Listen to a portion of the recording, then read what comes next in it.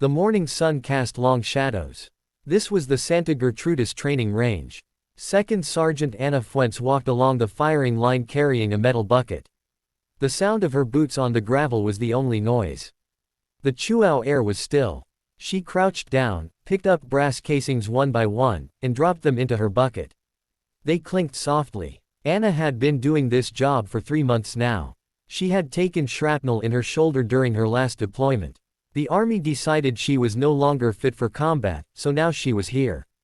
A decorated marksman, reduced to cleanup duty, clearing the firing zone for other soldiers. She never complained. Complaining wasn't her style. But sometimes she felt a deep pain, nothing to do with her shoulder. It happened when she saw the young soldiers with their rifles. "Hey, Fuentes," called First Sergeant Daniel Salas from across the range. "Make sure you pick up all those casings. We've got important guests today. This is for a demonstration." Anna nodded and continued her work. She had already heard the rumors. A group of foreign military advisors was visiting the base, including instructors from Spanish Special Forces. The base commander wanted to impress them, to show off the skill of Mexican marksmen. As she worked, Anna noticed the targets lined up at different ranges. The closest were at 100 meters, standard for basic training. Further out, she saw targets at 300, 500, and 800 meters for advanced shooters. But something else caught her eye. One target, barely visible, stood at an extreme distance. "That must be over 3,000 meters, she whispered.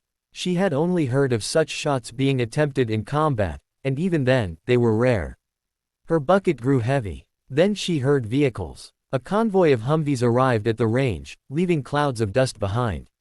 A group of officers stepped out. Mexicans and foreigners. Anna recognized the Spanish soldiers instantly. Their uniforms were distinctive, and they carried themselves with the quiet confidence of veterans. Among them was a tall man with blue eyes and perfectly groomed mustache.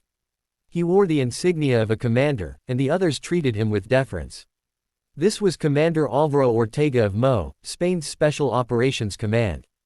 "Gentlemen," Colonel Ramirez, the base commander, announced. "Welcome to Santa Gertrudis. Today we will demonstrate why Mexican soldiers are among the best marksmen in the world." The group moved toward the firing line. Anna kept collecting brass but found herself listening closely. "You have impressive facilities, Colonel," said Commander Ortega with his Castilian accent. "Though I notice you have an extremely long-range target there. What is it? 2,800 meters. In fact, it is 3,285 meters, Colonel Ramirez replied with pride. "We use it for special exercises." Ortega raised an eyebrow. "Extraordinary. Have any of your men ever hit it?" "Well, that is more of a theoretical exercise," Ramirez admitted.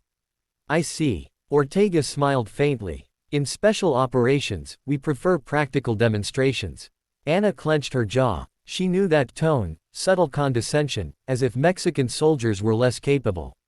The demonstration began. At short distances, the Mexican soldiers performed well, hitting the 100 and 300 meter targets consistently.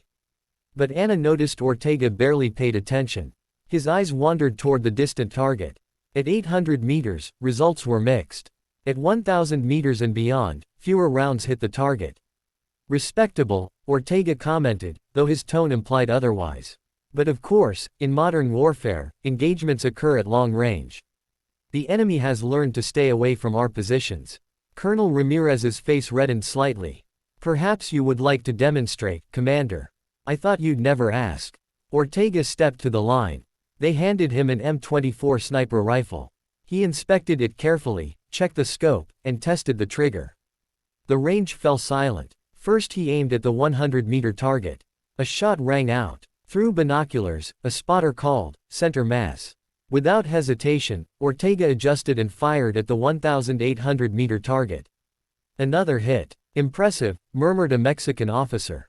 But Ortega wasn't finished. He stood, stretched his shoulders, and looked at the far target, barely visible even with binoculars. "That one," he said casually. "Sir, that is extremely difficult," Colonel Ramirez stammered. "The wind conditions alone. In our special operations units, Colonel," Ortega interrupted with a faint smile, "we do not stop at theory. We prefer to let the shots speak." His words hung in the air, a challenge no one seemed willing to accept. Anna stopped collecting brass. She was about 20 meters away. Her bucket sat forgotten at her feet. She watched the quiet humiliation unfold, and it was enough. She set down the bucket and walked toward the firing line. Every eye turned to her. The officers looked puzzled. Why was the cleaning detail approaching? "Excuse me, Colonel," Anna said, addressing Ramirez. Her voice was steady, respectful, but with steel underneath. "Fuentes, what are you doing?" Sergeant Salas hissed. "Get back to work." But Colonel Ramirez raised his hand. He knew her record, though he had nearly forgotten it in the moment. "What is it, Second Sergeant?" "I would like to attempt the shot, Colonel." The 3,285-meter target. The silence that followed was deafening. Commander Ortega turned to look at her for the first time. He took in her work clothes, the brass stains on her gloves, the bucket at her feet. "Forgive me," he said with barely concealed amusement. "Did the cleaning lady just offer to take the precision shot?" A few Spanish soldiers chuckled. Heat rose in Anna's cheeks, but her voice remained firm. "Second Sergeant Ana Fuentes, sir. 2 overseas deployments. Qualified sniper. Personal best. A confirmed hit at 2,847 meters." The laughter died instantly. Ortega's expression shifted, though a trace of condescension lingered. "I see. And you believe you can hit that target at 3,285 meters with a rifle that hasn't been calibrated, in conditions you haven't studied, after spending the morning picking up brass?" "I would like to try, sir." Ramirez looked uneasy. This was not how the demonstration was supposed to go. But to back down now would be worse. If she misses, Ortega declared, she resumes her duties without complaint. But if, by some miracle, she hits, I will offer her official recognition and an invitation as a guest instructor with Mo. And if she hits center mass? Colonel Ramirez pressed. Ortega held his gaze. Then I will personally endorse her entry into the International Sniper Cup in Chinchilla, Spain. Anna nodded once. "I accept the terms, sir."